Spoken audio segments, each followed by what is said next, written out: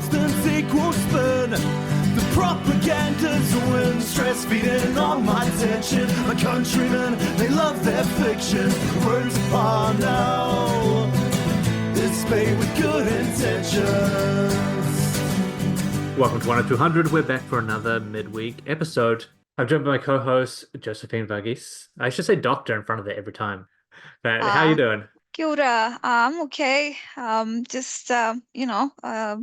Going closer towards the end of the year, winding up all the work, but our activism, needs to go on in full steam, and I'm trying to do that and trying to keep writing and trying to keep engaging, and that's what we need. So yeah, looking forward to the end of the year and another year where we, raise the levels of our action. And, hopefully this is a moment where we can come together, bring together our energies and talents towards a common goal of, liberating working class people and oppressed people everywhere.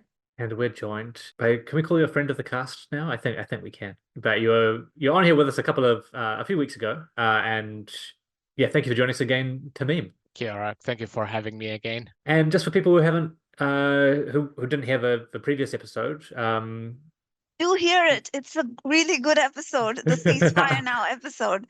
It's a fantastic episode. Go and listen. Give it 5 stars. But where do you come at this from? Yeah, so originally I'm from Palestine. My parents came from 2 different places in Palestine, a place called Al-Lid and another place that is called Safad. Their families were expelled from Palestine in 1948, and they ended up in Jordan. That was where I was born. Then we came to New Zealand in 2014, and I'm based in Narwa here. Fantastic. And yeah, thank you for joining us again. And I say this every time we podcast for the last 2 months, to continue talking about the ongoing genocide in Gaza. We touched on it slightly over the weekend, post pause in the fighting, which wasn't really a pause at all. It certainly wasn't humanitarian. There's been some movement on the international stage since then. There's been some, I'd say, slight shifts in the narrative and the discourse, and there's been a marked shift in the extent of the atrocities that Israel is committing in Gaza. I think the first thing to mention is that there's a Security Council vote for an immediate ceasefire. We're past humanitarian pauses at this stage as far as most countries seem to be concerned, or at least in terms of what they are saying on the world stage. They're not actually doing anything, and that was blocked by the US. The US vetoed it. There is a horrible video of that what do you call it, conference, that meeting, of the US representative voting against. I don't know. I'll hand it over to the two of you to describe what that was like. The Security Council, I think it was on Saturday last weekend. It was not unexpected. I think everyone knew the outcome beforehand. It wasn't the first time that the US used the veto to protect Israel from criticism or any resolution against Israel. I think in the last 30 or 40 years, they did it over 50 times. I think last time I looked it up, it was 56 or something. That was like a couple of years ago, because I was writing a piece about it. Then I'm not counting, but I guess it's almost there between 50 and 60. And even in the times that a resolution was passed, like including the one that was co-sponsored by New Zealand in 2017 or 16. But again, it didn't matter because Israel just will do whatever it wants. It's supported, backed by the US. And the other thing about this resolution, so even if it didn't pass, it doesn't absolve other countries, including Western countries, from their responsibility, because it's easy to say, oh yeah, we went to the Security Council, the US vetoed the resolution, and that's it. Well, no, I mean, yes, that happened, but that doesn't mean you cannot do other things. So still that responsibility lies on the international community and other countries to step in and to do something about it. Yeah, so that was the Security Council. I I saw some comments. Many people are saying it failed to do its job. Well, it didn't fail. That is by design. That is how it functions, right? The veto is part of the Security Council, so it is failure in the overall structure, overall system, the international order. That is where the failure lies. Yeah, I don't know, Josephine, if you have additional thoughts on it. So yeah, as Kyle mentioned, it was quite a horrific video where we have this lone representative from the United States very confidently and smugly raising his hand against ceasefire in the face of over 20,000 deaths, of which 2/3 are women and children. And yet they have the, audacity to raise their hands. But like you said, this is a historic, it's not something new. This is what the United States has been doing. And, it also points to the fundamental flaw within the United Nations, which, many people in the past have shown, have actually pointed out. I'm just thinking about, for example, Muammar Gaddafi. In one of his visits to the United Nations General Assembly, he takes the United Nations, the different articles, the little booklet containing the Constitution or the preamble, I don't know what the technical term is, where the articles of the United Nations are listed, and he reads them out. The first article is all countries are equal, and then he just says this is not the case, and then he reads one by one each of those articles, and then he proves that none of them are actually upheld by the United Nations. And what happened over the weekend in terms of the veto of the United States is a perfect demonstration of just that. The fact that the will of the majority of the world is not respected in the United Nations. It has actually failed in its purpose, which is to uphold peace and to promote well-being and prosperity across the world. It has failed. In fact, it has been a mechanism that allowed these big powers, especially the imperial hegemon, the United States, to without any sort of roadblocks or hurdles, to continue its rampage of death, destruction, and violence across the world, whether it is Korea, whether it is Vietnam, and whether it is if you look at the 21st century alone, I mean, it's only been 23 years since the dawn of this new millennium, this new century, and already the United States is responsible for the death of over 1 million people in the Middle East, and the displacement of many million more people. And these respected, quote unquote, respected global institutions have failed to actually assure the basic peace and sovereignty. It's also a question of sovereignty, right? Because we are seeing that these great powers are unable to acknowledge the sovereignty of countries in Asia, Africa, and Latin America, particularly the countries that are resource rich, and particularly the countries that are in geopolitically important regions. Another point that I observed during that vote is also, like, the current ambassador of United States to the United Nations is someone called Linda Thomas Greenfield. Again, it's a Black woman. And the person is also the person who raised his hand is, I think, her deputy. I don't know his name. But again, a person of color representing, the horrors and the crimes of the US empire. And to me, it shows the hollowness, in fact, of liberal politics, which is rooted in capitalism. I think that eventually it simply ends up propagating the opposite of what it espouses. So on December 11th, it was the day, the anniversary, the 75th anniversary of the Universal Declaration of Human Rights.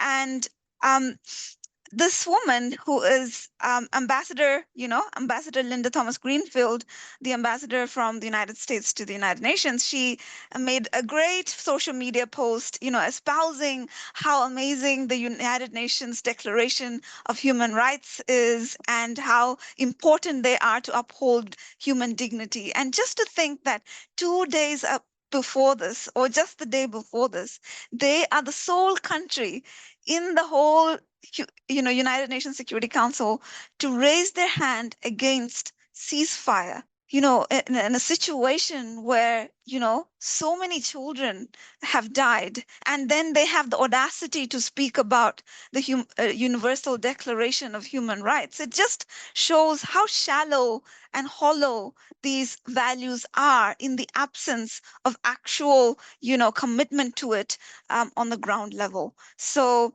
the United States foreign policy is not committed to human rights. It's not committed to its own people. It's committed to the military-industrial complex and their profit interests, and also their strategic and geopolitical interests. And that's all that the United States represents. So shame on the United States. Definitely. And so it's important just to keep in mind, because people wonder, why do Palestinians resort to armed resistance? Because imagine Palestinians going to the Security Council for 50, 60 times over the past 40 years and being blocked by the US every single time. So Palestinians have tried many other ways to liberate their country, to end the occupation, and to restore their human rights, and none of that happened. None of that worked. So obviously, the armed resistance is a solution, is a viable option that many Palestinians believe in. This is exactly why the resistance factions, Palestinian factions in Gaza, they just don't believe in the Security Council, because what's the point? You go there, you get blocked. So they don't believe in it because it didn't help. It's not because they reject to use diplomatic ways, but it's just because they know the outcome, unlike the government in Ramallah, because there are two governments. So the government in Ramallah is just willing to do anything to keep their own rule. And according to the latest poll, which I checked out today, Hamas got maybe 51% of voters in that poll versus 19% to Fatah. And this has been a significant increase since the previous poll. So armed resistance is popular already and getting more popular, because turns out people don't like it when they're subjected to genocide, right? Nothing surprising here. So this is the outcome of the failure at the international law and order, international community, and just, not leaving any other option for Palestinians to defend themselves. This is one of those things where it's just rife across the discourse, particularly in media, and from commentators at the pulpit, and from political leaders talking about Israel's right to self-defense completely incorrectly. I believe they don't actually have a right to self-defense under international law, given that they're the occupying force. And in fact, Palestinians have the right to self-defense as an occupied population. And even beyond that, sure, even if they weren't occupied and this was two states, as the discourse is often trying to paint them, they are an invaded country. At this point, all bets are off. Genocide is being committed against them. Of course, the people of those territories are going to support an armed resistance against that genocide. It is moral to do that. It is one of the only moral actions available to them. Yeah, recently I saw this video of Nelson Mandela visiting Gaza. And, it was a news report about him visiting Gaza. The people of Gaza love him. And I think he visited one of the, I think it was Jabalia refugee camps, and he goes to the schools, and he also addresses the leadership and the communities over there. And he said, we support peaceful means of resistance, but at a point where all the peaceful efforts fail, we will take up arms. And that is what Nelson Mandela said, and that's what he did in South Africa. And the same thing was, purported against the ANC by the same powers during South Africa's fight against apartheid. In fact, there were posters saying the ANC are terrorists and we need to eliminate all of them. We need to hang Nelson Mandela, is what they said. Of course, they imprisoned him for decades, right? And then suddenly, overnight, when he was, when the global tide shifted against the apartheid state, he became a hero. So, I mean, there are so many examples of this happening across the world. In Vietnam, what happened was that, of course, the Vietnamese people suffered immense loss of lives in their fight, in their resistance against the United States, imperialist war on them and on their sovereignty. And eventually they won, right? Eventually Vietnam won.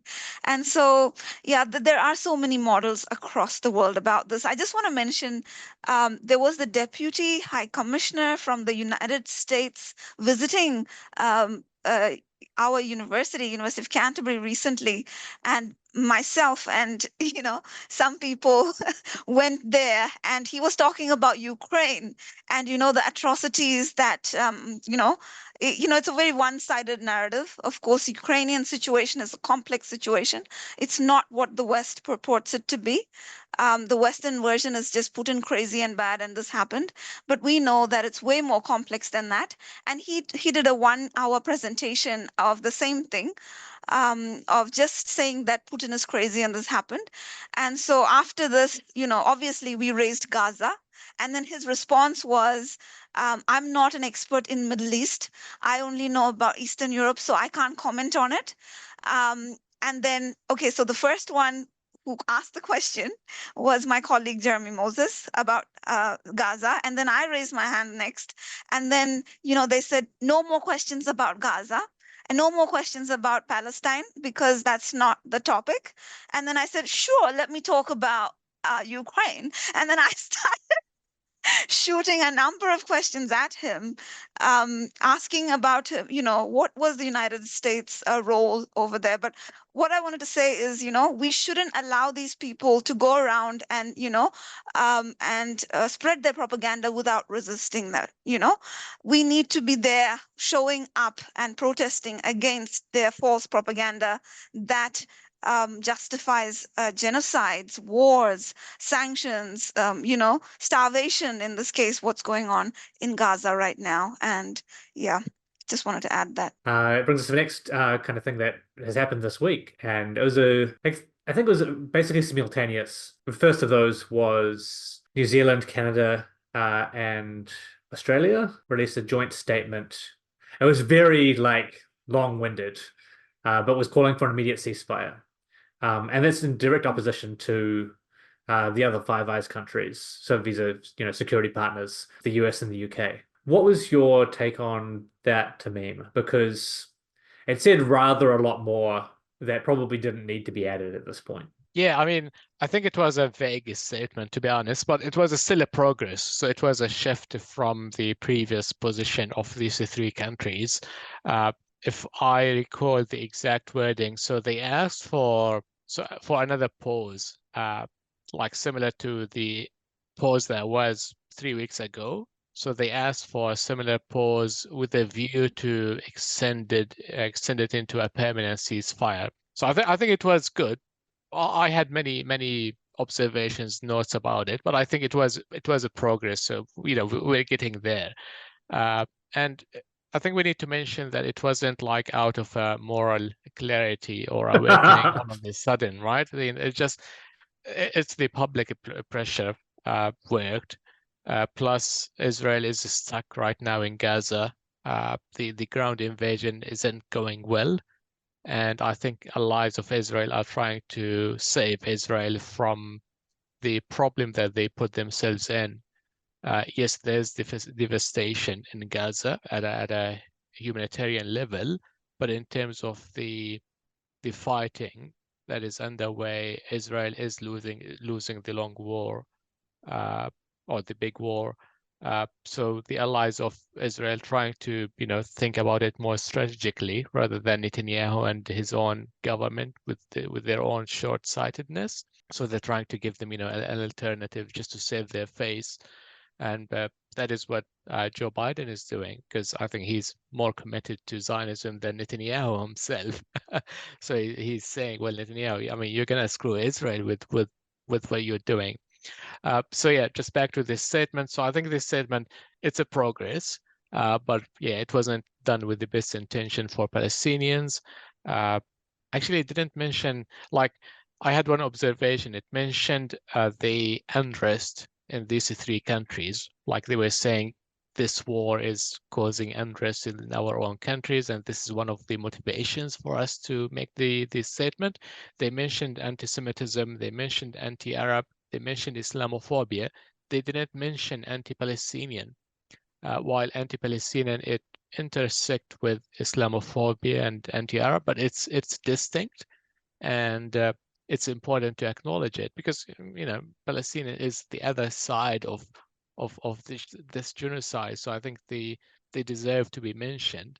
But we know how these things happen. Other things in this statement, just the usual stuff, Israel right to defend itself, right to exist, and we condemn Hamas and all that package that you expect to see. They mentioned the hostages, saying that in the pause they would expect more hostages to be released. Of course, they mentioned Israeli hostages, but they didn't mention any of the thousands of Palestinian hostages, detainees, kidnapped, abductees in Israeli prisons, because this is part of the narrative that no one wants to include in the West. No one wants to talk about it. Like they keep talking about the pause that happened 3 weeks ago and how over 100 Israeli hostages were released. But no one talks about actually it was an exchange deal, and there were hundreds of Palestinians, including children, who were released in exchange. But people, especially the Western media, they like to focus on the Israeli hostages narrative and just ignore the other side to it, because if they present this balanced view, people will start asking questions. Oh, hold on. So are you saying there are hundreds of Palestinian children in Israeli prison? This will raise many questions, but they're not comfortable with tackling them, so they just focus on Palestinians being the bad people, and Israel is defending itself. Because the minute you mention the Palestinian side, then it changes the entire equation, the entire narrative. It's been one of those really weird parts of the discourse where the few times I've seen it mentioned, it just becomes a public relations nightmare for whichever Israeli spokesperson is trying to deal with it. It's like, oh, so why? So these ones got released, and then 10 times the amount of Palestinian children got released. Like women and children were given like first dibs, right, to be released from Israeli prisons. And like, oh, why were these children in your prisons? And like, oh, they were terrorists. And they're like, oh, what did they do? We think they threw a stone. And you're just like, what the fuck? Yeah. Like, and every single time like that I saw it happen in Western media, with an Israeli spokesperson, the Israeli spokesperson ended up looking like a lunatic, like just like the most horrible person on earth. And this is why like they don't like to bring it up. This is why it's like just off the table from Western interviewers by and large.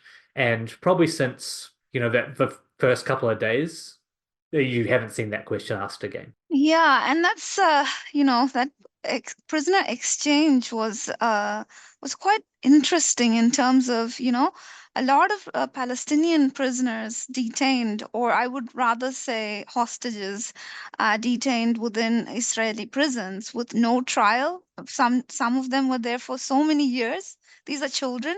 When they were taken, they were in their early childhood or like earlier childhood, and they come out as teenagers, and they haven't seen their mother in so many years, and there were just so many emotional scenes of reunification. Yeah, and also some some of the women and young women and teenagers and girls who got released, they actually talked about the torture inside Israeli prisons and how the torture intensified after October 7.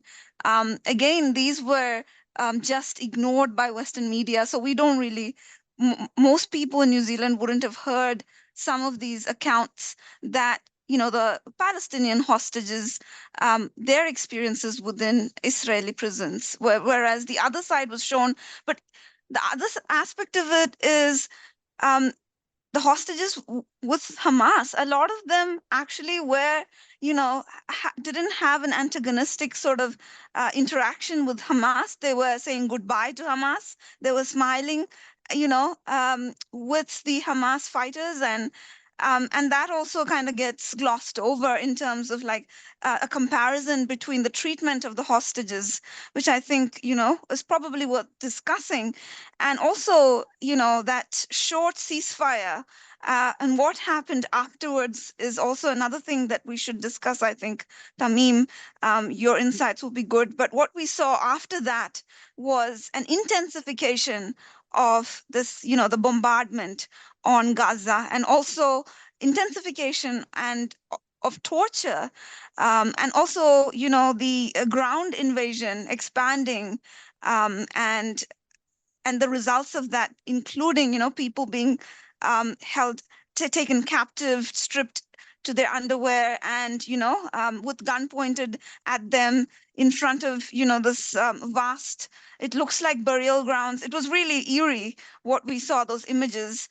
And so what we saw after that short ceasefire or humanitarian pause, or whatever they called it, is a much worse resumption of atrocities. And it is really pathetic that these countries like Canada, New Zealand, Australia, again, who lecture the rest of the world, who, on human rights and democracy and all these things, taking this fence-sitting stand. I mean, it is an improvement, but it is a pathetic improvement.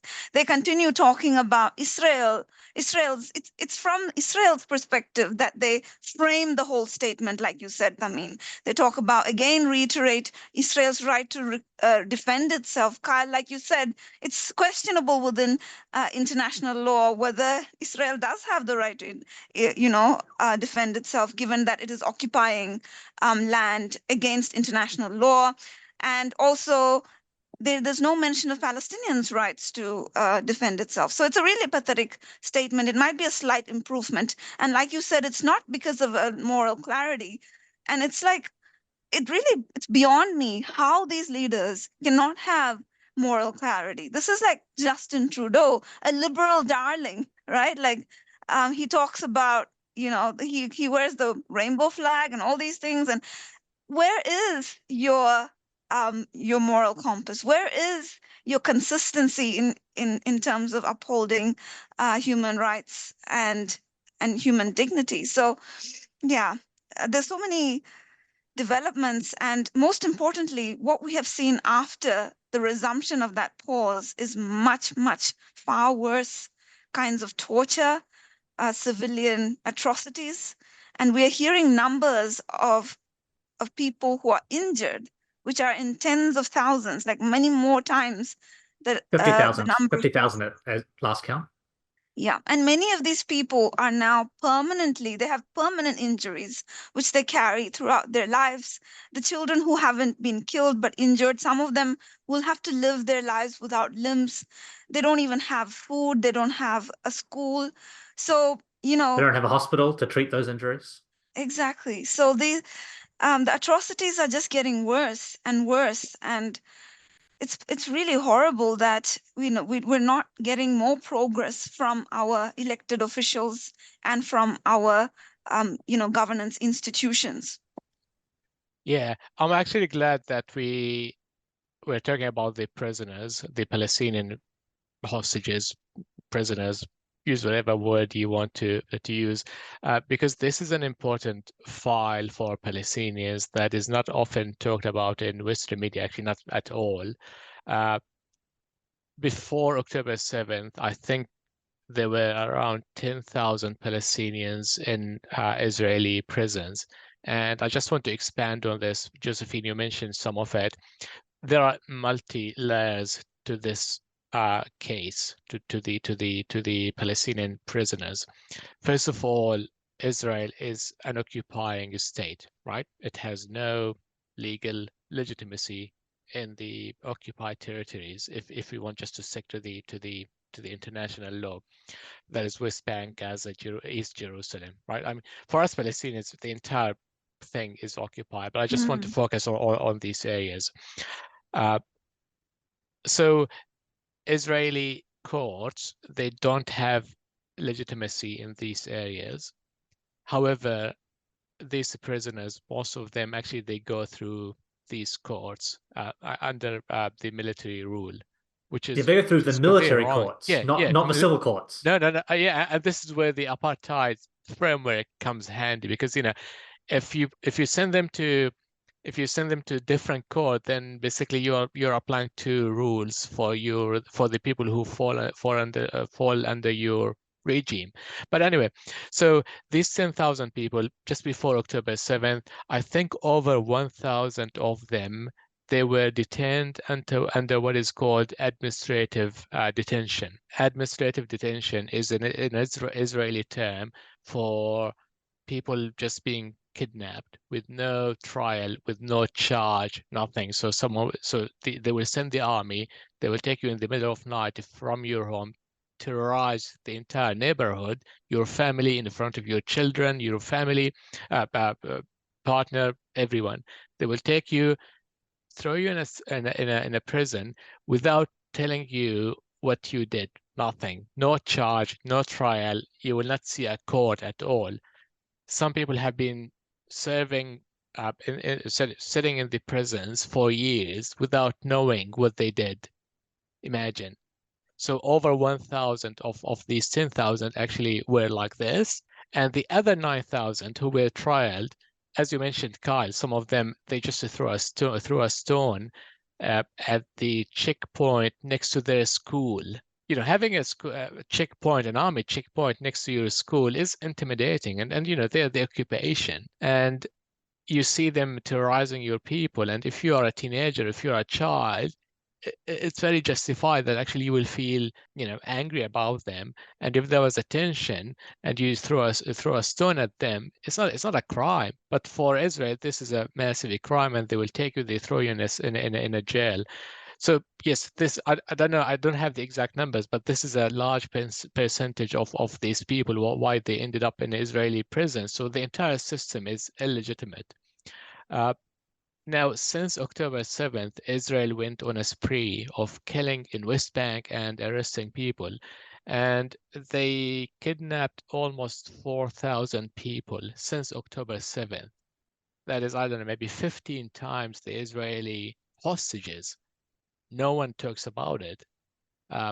Some of them were released, some of them still sitting in the prisons, but no one knows about it, because since October 7th, Israel applied some punishment against all these Palestinian prisoners, and no one can communicate with them. So until we saw the released prisoners during the temporary pause, no one knew since October 7th what they were doing. But everyone expected that they were going under through torture and extreme measures, but no visits, no comms, no phones, nothing between them and the external world. So it is a massive issue for Palestinians. There's not a single home or family in occupied Palestine who didn't have a single person going through that process of being persecuted or charged or put in Israeli prison. So it is a massive issue for Palestinians, and there's a history of exchange deals between resistance factions, Palestinian factions, and Israel, where Palestinians they will take a hostage or kidnap an Israeli soldier most of the time and arrange for that exchange deal with Israel. So they release, like, I think last one was massive, where Hamas, they took one Israeli soldier as a hostage, and eventually, after a few years, they struck a exchange deal, where they had over 1,000 Palestinians released in exchange of that person. So for Palestinians, they know this is a viable option, because there was no other way to deal with the prisoners situation in Israel. So since the beginning of this entire situation, since October 7th, Palestinians were clear that if you want the hostages, then let's do an exchange, because we don't want these people.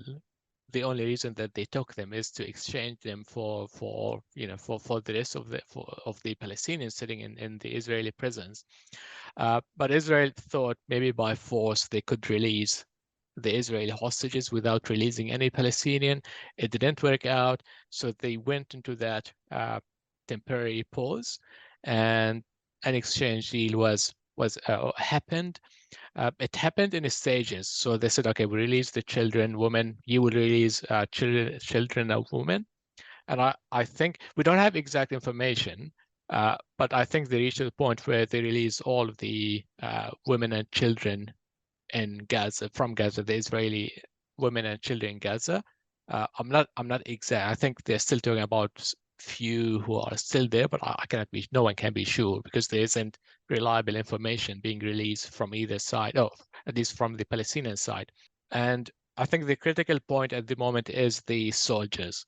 So for the Palestinian factions, because it's not just Hamas, so I'm talking about factions, because it's more than one party that is involved in the process. The bulk of the hostages that they have in their hands, they are combatants at the moment.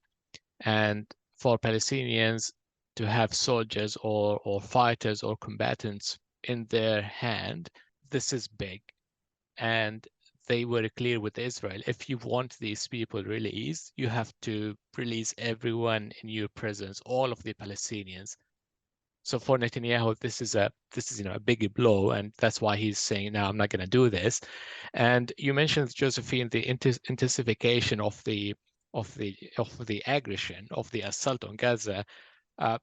One of the explanations to it is because Israel, they know that they will return back to the negotiation table, but they want to hit Palestinians hard in order to extract a cheaper price to release their prisoners. So they're trying, to squeeze Palestinians as much as they can. And when they eventually negotiate for an exchange, or it might be happening now, but who knows? So they're trying to come up with the best outcomes possible through the use of power and torture and killing and starving people and preventing them from receiving healthcare aid and all these things. It's just a war crime on top of a war crime. It's massive, really. It's crazy. Yeah, and that brings us to the second thing that happened midweek, which was once the Security Council, quote unquote, failed to uphold peace with that US veto, a motion was brought to the General Assembly. I think a stronger motion than the one that occurred a couple of weeks ago. Like, it was a directive to call for an immediate ceasefire, and that passed even more overwhelmingly than the softer terms from a couple of weeks ago. I think only 10 countries voted against it. Obviously, US and Israel are in there. A range of other small countries, and 14, I think, abstained. Again, 23. ones you'd expect. 23. Mm. Yeah, some that you'd expect there as well. And this, like, if it shows anything at all, it's that public opinion in these countries, and the majority of the planet, is turning very strongly against US leadership on this. And I do say US leadership because this is much their war, if not more so than Israel's, given it would be impossible for this to be occurring without US support, US weapons, US money, and the threat of US military aggression if someone should try to stop it. Yeah, actually, people say Israel controls the US, but that's wrong. The US controls Israel. And yeah, this is what we're saying. So it's basically, when we say support for Israel, we're talking about the US. That's it. Yeah, so I've got the list of the countries that voted against. If if anyone's interested. So that's Austria, Czech Republic, Guatemala, Israel, Liberia, Micronesia, Nauru, Papua New Guinea, Paraguay, and the United States. So, I mean, if you want to know which countries have US puppet governments in place, this would probably be a good indication of that. And, Or are being squeezed by the US in other ways. I want to be pretty yeah, clear about that. sure. Yeah, it could be pressure. It could be through, aid with strings attached and stuff like that. So there are many pressure tactics that the imperial hegemon has been using for the last 75 years or so. So yeah, and then the countries that abstained include Ukraine, United Kingdom, Germany, Italy, Hungary, Netherlands, are some of the key countries there. So, and that is a total of 23 countries, whereas, even less countries voted against. And we are seeing 153 countries, that's huge, voting in favor of a ceasefire. And if you remember at the beginning of, the bombardment and siege of Gaza, there was in October, the first or second week, a UNGA vote, and it was 123 countries that voted in favor of the ceasefire then. And now it has increased by 30 entire countries, 153. This is a huge improvement. And everyone who has been on the streets or furthering the cause through social media or whatever means they have, this is the result of that effort, and we continue our struggle. Yeah, correct. There was one thing interesting about that vote. I think I saw the CNN framing it as it was led by Islamic and Arab countries, because they love to position the issue of Palestine as, this is mostly Arab and Islamic countries. But Islamic and Arab countries, they just 52 countries, while the countries that voted yes were 150, so 3 times the Arab and Islamic countries. So it wasn't Islamic and Arab countries, it was the entire world apart from the US and small islands here and there. So it's obvious there's an overwhelming support for that ceasefire. And yes, it's definitely motivated by the overwhelming public support in all these countries and the pressure on their own governments. I think the majority of the population across the world, I mean, in every single poll that I saw from around the world, the more support for a ceasefire was than no ceasefire. We had our own version of that in the poll that we talked about in the previous podcast, 60% to 12% or something, yes versus no. And we're in Western countries, so imagine what would it be in non-Western countries. This is one thing. The other thing is the support for the Palestinian side is skyrocketing in the younger generations, even in Western countries. I blame TikTok. Yeah, hence TikTok, and the ban on TikTok on from some weird writers. But anyway, it's just I think these new generations, they see the fact, it's in front of their eyes. They don't watch CNN, BBC. They don't care, so they still have a moral code. Correct. Yes. So they're not exposed. Yeah, they're not exposed to these Western biased media. And in the last 20 years, we saw many devastating wars against Gaza. So the entire world is shocked over and over with the aggression that they see from the Israeli side. So everyone is like, we know when they hear the word Israel, they just imagine war crimes happening. So yeah. This was behind the UN General Assembly. On the same day, we saw a joint statement from New Zealand, Australia, and Canada. Yeah, it was in line with the resolution coming from the General Assembly. I think we talked about it, right? Yes. Yeah, we talked about it. But again, there are so many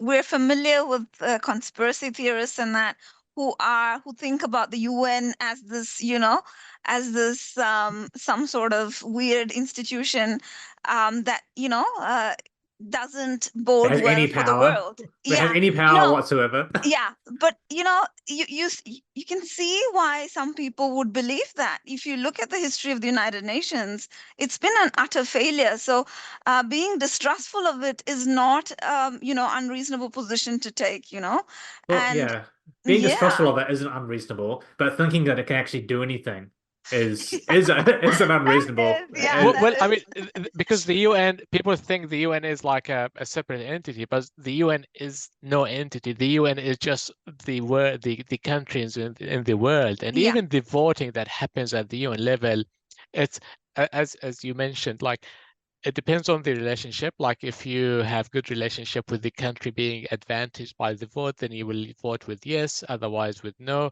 Like in my mind, Ukraine abstained because they get supported from the US. So they didn't want, it was maybe a big ask to vote by no. So they chose to abstain just to in order not to annoy the US, right? Because they're trying to get some help. That's in my opinion. But They who are. No, knows? you're Yeah, you're yeah, correct. yeah, They're in direct yeah, competition with Israel for US arms right now. Like this yeah, is being played out in domestic politics in the US.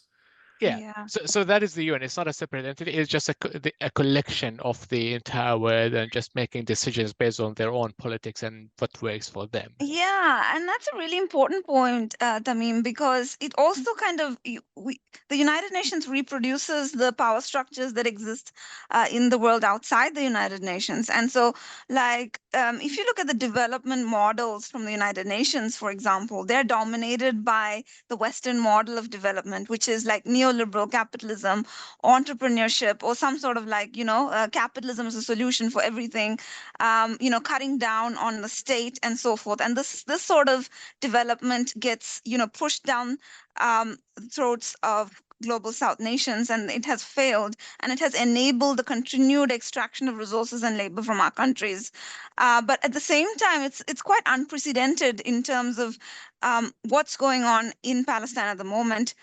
I don't think there has been a conflict where more UN officials have lost lives. So there's a record number of United Nations workers, employees losing lives in Palestine, in Gaza. The last time I looked at it, it was in the 60s. I don't know. It must have increased now. 100 or But something. yeah, so it's like there's no value for even the United Nations and their employees. And so, like, again, coming back to your point, Kyle, it's okay to have mistrust or to not have any hope in this institution, but look at it, it's completely powerless. Like so many of its own people have died, and it's not been able to stop this a senseless slaughter It hasn't even been able to name the killers often. Like I don't think the in head of the their own UN, Antonio statements. Guterres, has once said, um, UN staff killed by Israel. He's just like, oh, sadly, some UN staff has lost their lives. Yeah, who, who stole them? Like, who? Did you find them later? Like, no, Yeah. like, and one of the huge shifts as we kind of, I'll kind of segue us into talking about the general response stuff. Now we've got the geopolitics of it out of the way. But this huge change in the way people are discussing that at an NGO level happened in the last week, which is Doctors Without Borders directly started saying the IDF is killing our staff. They are fucking done with it.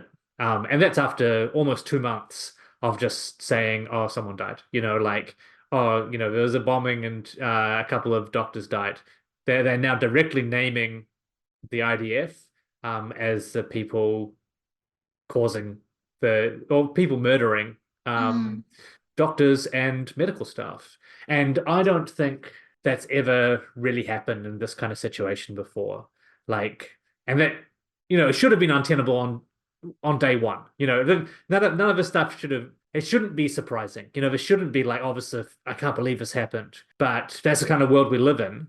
This is a huge shift in the way that it is being discussed. And some of that's even leaking into Western media now because they'll have a person on from one of the organizations and they'll just be totally fucked. They'll just be fucking crying on camera. Like, I think there's a guy from UNRWA, UNRWA. He just broke down, like there's another, it happened with a guy, UN, what's the children's organization?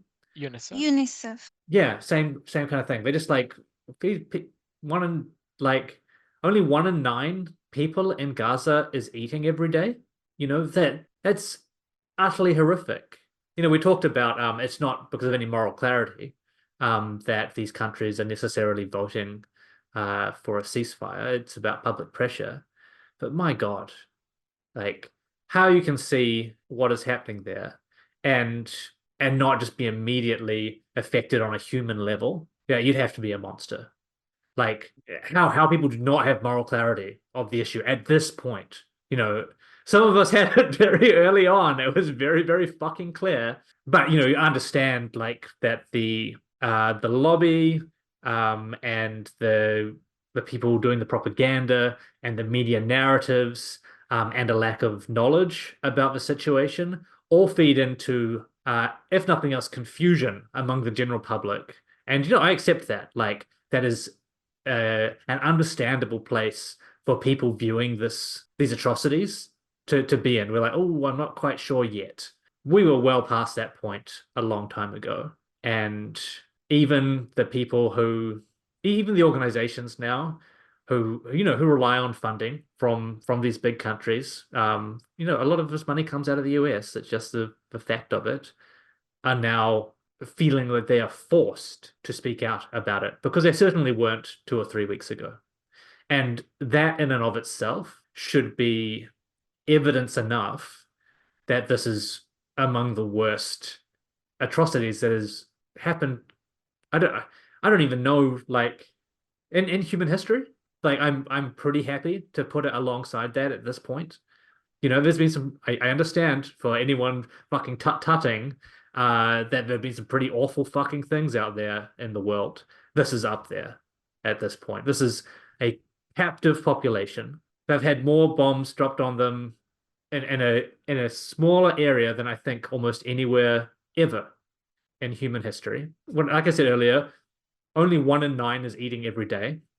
They are actively targeting doctors, health workers, destroying hospitals so that there's nowhere to treat injuries, destroying schools. They cut off all water, electricity, and food supplies like day one, and we're 2 months in. And then on top of that, they're rampaging around the ruins of Gaza, kidnapping people, civilians, stripping them. Just in the last couple of days, there has been a report of people sheltering in a UN school. This was out of Al Jazeera. They came in, kidnapped all the men, stripped them, and then executed the women and children. Like, I don't know the last time that happened so clearly, so out there in the world, so obviously. Like, there's just no way that this should be allowed to happen. But this is the world we fucking live in. Sorry, that got darker than I wanted it to. I just want to remember in this moment Refat, the brilliant writer, scholar, and I would call him a citizen journalist as well, reporting from Gaza, passed away, killed by IDF.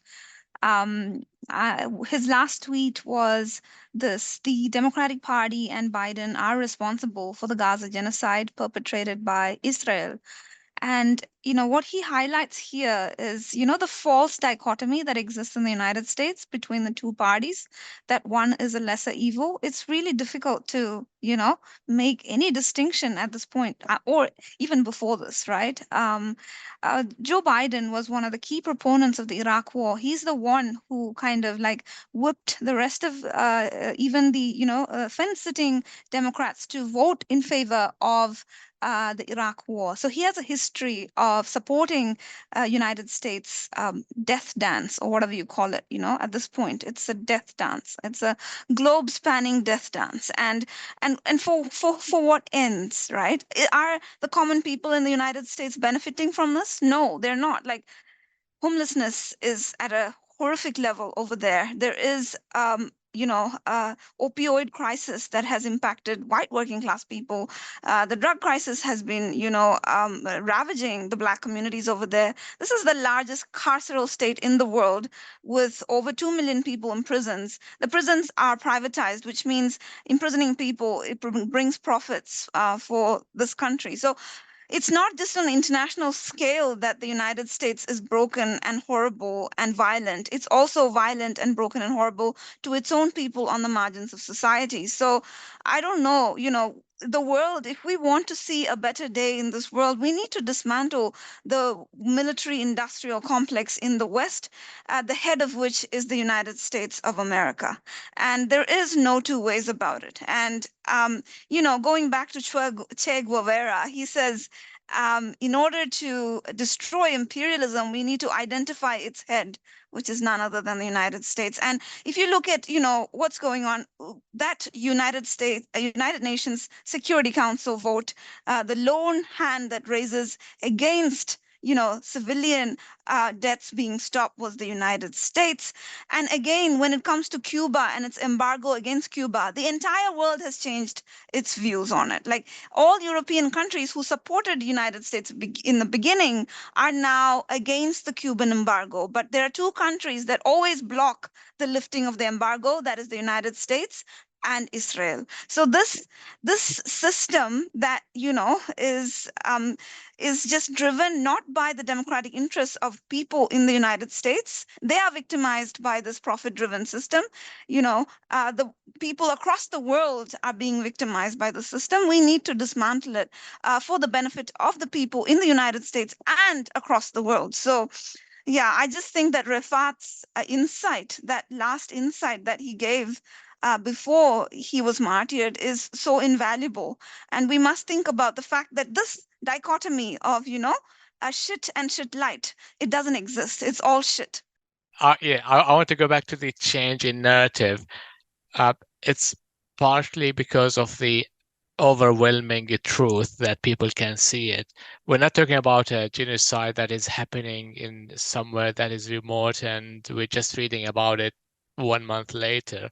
We are following people on social media who are tweeting and posting it through it. We are following people who have been saying, we don't have food to eat. There's nothing to buy. We're running out of water. Next day, we're hearing the tanks approaching. The following day, the tanks are on my street right now. We don't know what to do. Then they will go offline for a few days. Some of them will come back. Some of them will never come back because, they were killed eventually during that period. And some of them who came back, like I was reading an account of someone who I'm following from Gaza. So he reported today in the morning, our morning New Zealand time, he said he was taken by his entire family and his entire building. They were taken by the Israeli army because the tanks arrived at their own neighborhood.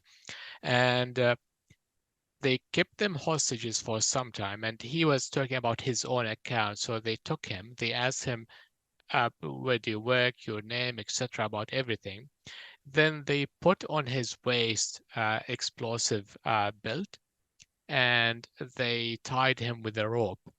They took him to a place where they found an entrance for a tunnel. And the troops, they were afraid of going down just in case if it was booby trapped. So they wanted to use that person, active, person on Twitter who I'm following. So they wanted him to go down in the tunnel, and they wanted him to keep going down until they pull him. So they said, keep going down until we pull you with the rope, then you come back. He refused. They threatened him to execute his family.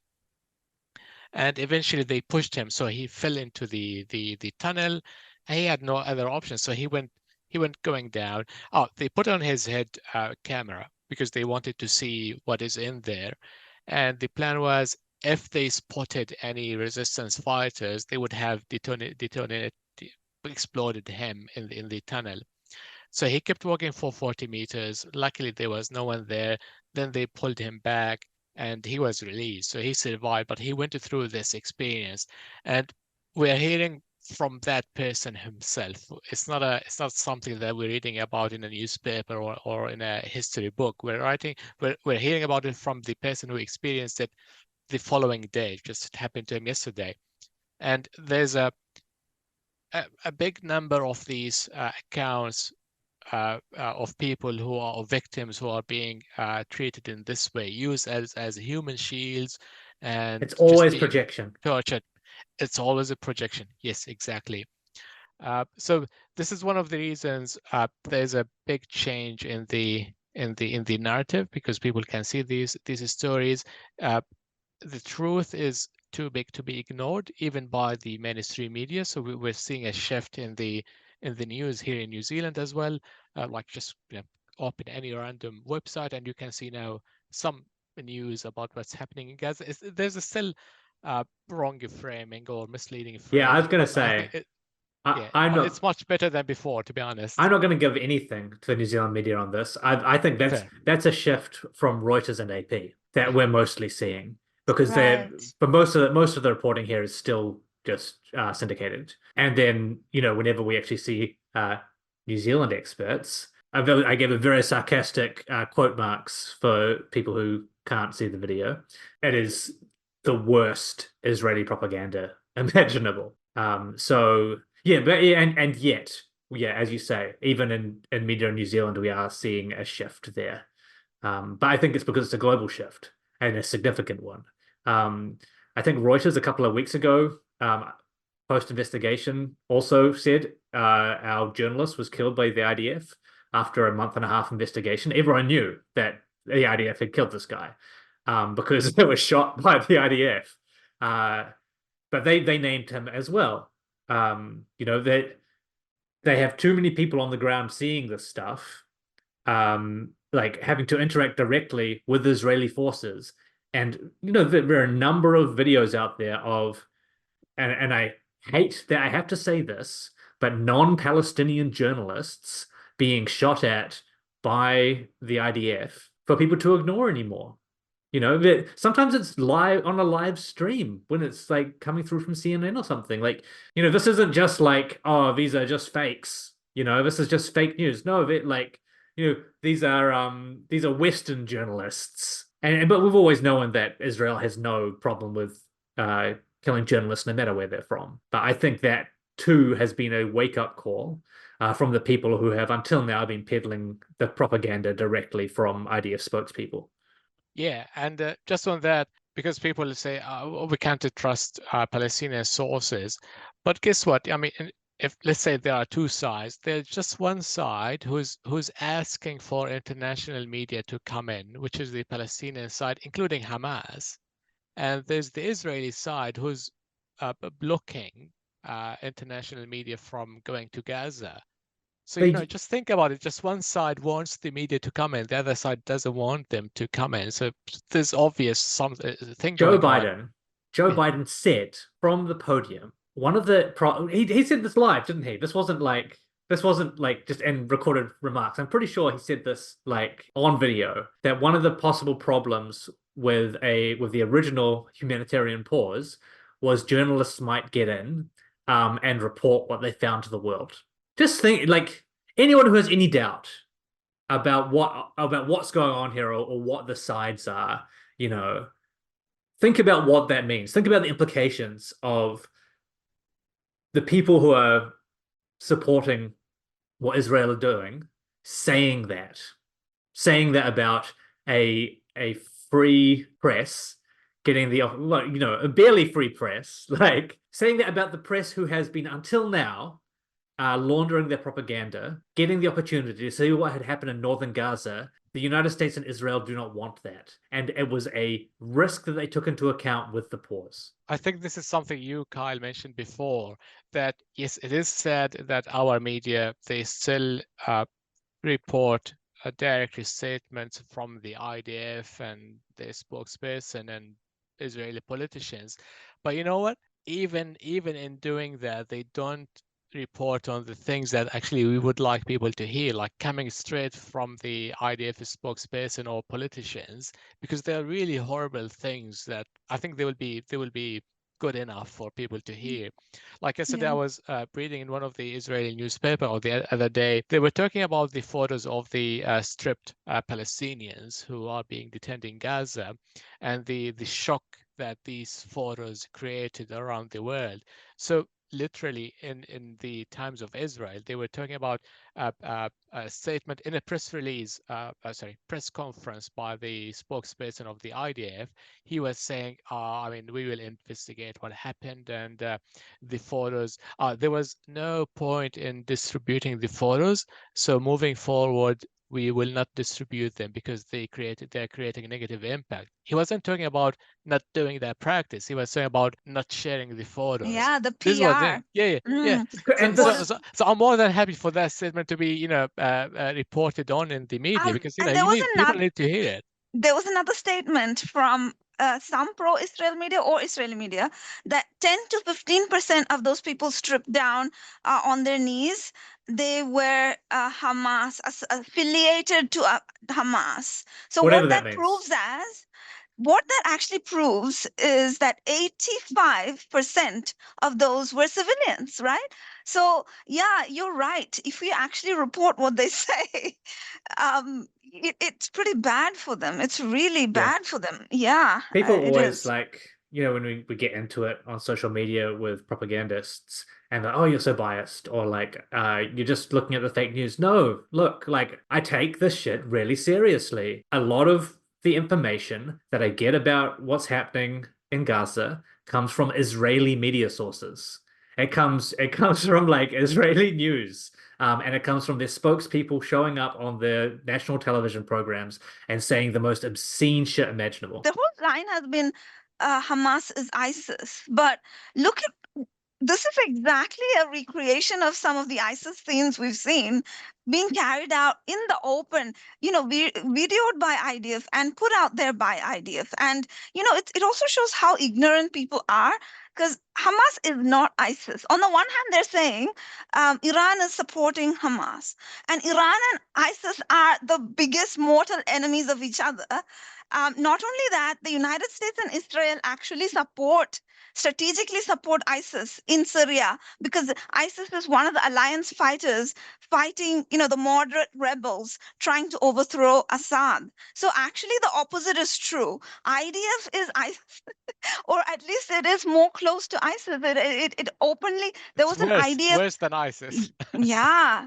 And one of the former IDF chiefs, I think, or one of the intelligence heads of Mossad was interviewed, I think, a few years ago by, what's his name, Mehdi Hassan, and he admits that they treated Al-Qaeda fighters in Israeli hospitals in the Syrian border. And so it's like they are actively, actually, and on the record supporting Al Qaeda and ISIS. And they're saying Hamas is ISIS. This is just, it doesn't make any sense. Like a person with a basic literacy of the issues in the Middle East won't say such a blunder. But these people aren't from, most of people talking about this and supporting this are not from there, and they don't know anything about the geopolitics in the region. And so this propaganda flies. It's pathetic. Correct. And just as an experiment, just go to Twitter and look at any of the let's say tweets that highlighting one of these atrocities, like photos of stripped Palestinians or something. Look at one of the posts that went viral and check the replies from the Israeli side. Half of them will be denying it. The other half will be actually telling you why it's justified. So just it's just say anything and something will stick eventually. But there are people who are justifying it and thinking actually this is bad and we should do this. And there's this entire TikToks coming from the IDF themselves that just filming them doing the most vile acts, and you can imagine just them filming them and filming themselves doing it, releasing it in TikTok without shame and not just proud of doing it. So you cannot deny it. It just The temerity of people in the United States and like Israel and wherever else, New Zealand perhaps, then saying, oh, it's like because the Chinese propaganda app, they're just spreading propaganda and like pro-Palestine propaganda. No, mates. It's the fucking soldiers. It's the soldiers and it's Israeli citizens like doing blackface. Um, and it's like just random Israeli citizens like popping into TikTok to say the most insane things, man. Like these are like we have seen like the face of the extreme reactionary politics of Israel. I think I saw from Norm Finkelstein just in the last couple of days. He was on Piers Morgan, and he was saying it's not just like this far right government that they have. Israeli citizens voted for that, and most Israeli citizens currently want the IDF to show less restraint in Gaza.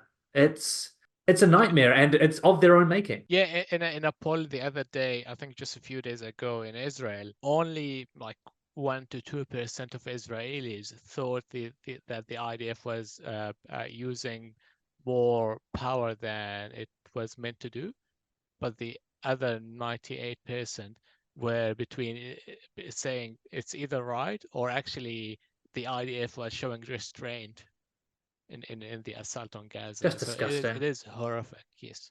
In my heart of my hearts, I just wish that was not the case. I wish that, the civilians in Israel had, there were more opposition to these atrocities. But these numbers, it's just painting a very eerie picture for me. There's mass consensus for what so many experts have described as a genocide. So this is really dark and eerie what's going on. I mean, a convicted terrorist is like the leader of the party that's propping up Likud.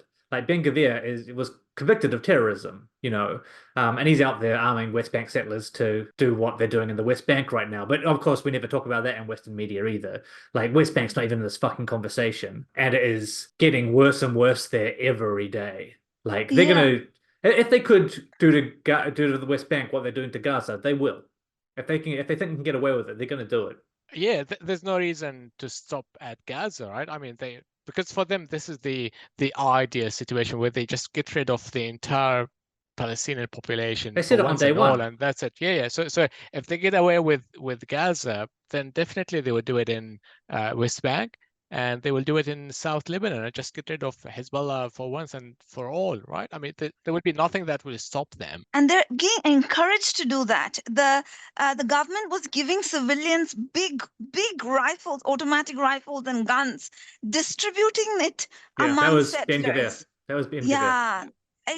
So it's not only what they want, but they're actually actively supporting it, not just through words, but also by giving deadly weapons to settlers and Israeli citizens. So yeah, pretty bad. And I just want to also just mention there's a false sense of, this is a right-wing government and that's why this is the problem. Netanyahu is the problem here. And if the opposition came into power, maybe. So I've heard that from a number of liberals in the West. I've heard that even from, the fallen hero, Bernie Sanders. He says the right-wing Likud party and so forth. And all of this aligns with Alan Dershowitz, by the way, who's also saying this in the last couple of days, like arch neocon. And he was also saying, which is probably a signal of a lot of things, actually. He was saying Netanyahu has to go, and he was trying to make these same kind of claims. Yeah, I mean, this is part of saving Israel. So there's now a consensus that the problem is Netanyahu, and if we get rid of Netanyahu, then basically we are saving Israel from. I mean, he's done. He's fucking nightmare. done. This is a trap that they walked right into it. Yeah, but recently I saw the opposition leader, the leader of the opposition, actually he said, okay, yeah, Lapid. He actually says that he supports the IDF action. He doesn't support the way in which Netanyahu handled it, but he doesn't oppose the current siege of Gaza. and the actions of the Ah, IDF. So, but he was the it's prime minister before Netanyahu, so he like, and he personally led like different rounds of aggression against Gaza. So they're all the same thing. It's like you were talking about the US, like light shit and shit. Basically, all of the Zionists, they are like this, and there's no light Zionism or something. I keep saying this is story like for the first 30 years in the Israel history, it was led by socialist labor movement, left wing, and it committed Nakba. So and that was left. So imagine now we're not in left, we're not in center, we are not even in right, we're in far right on this entire spectrum that is already on the right. So it just, people cannot just imagine how extreme right we are at the moment in the Israeli government. Yeah, I think we've covered a lot of stuff, and I want to keep this within time. I think we're already beyond time. There's so much more that we could talk about, but I think just for the end of this episode, Tameem, if you wanted to talk about what hope you see for Gaza.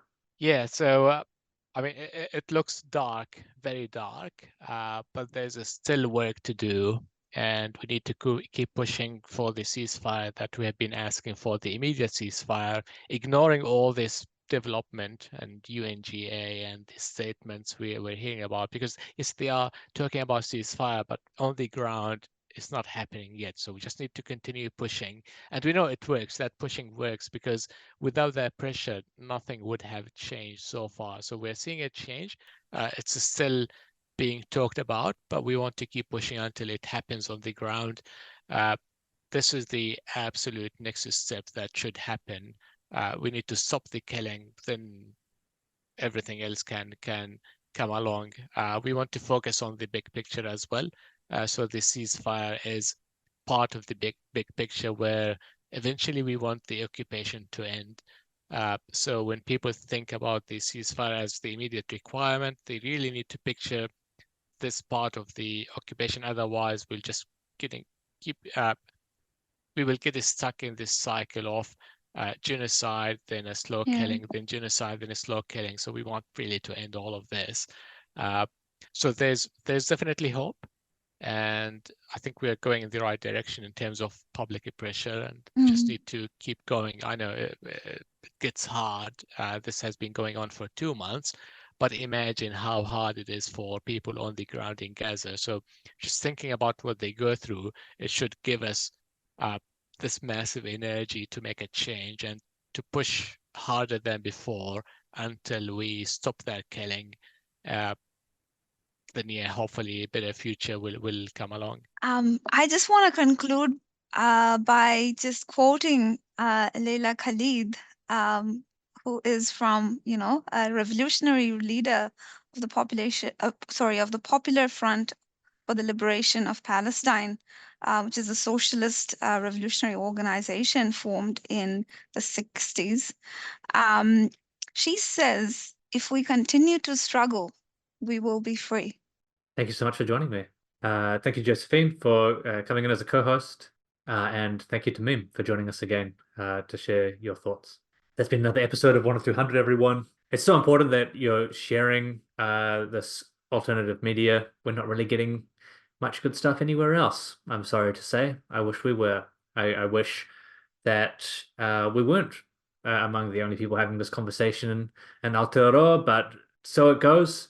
Share this around, let people know that there are other viewpoints out there. Yeah, and other than that, we'll catch you on the weekend for our regular current events.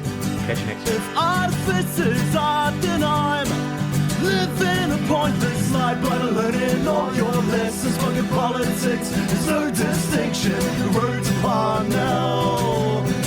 It's paved with good intentions, and I'll admit that I'm at a loss for what to say when they criticism cost me ought to stay.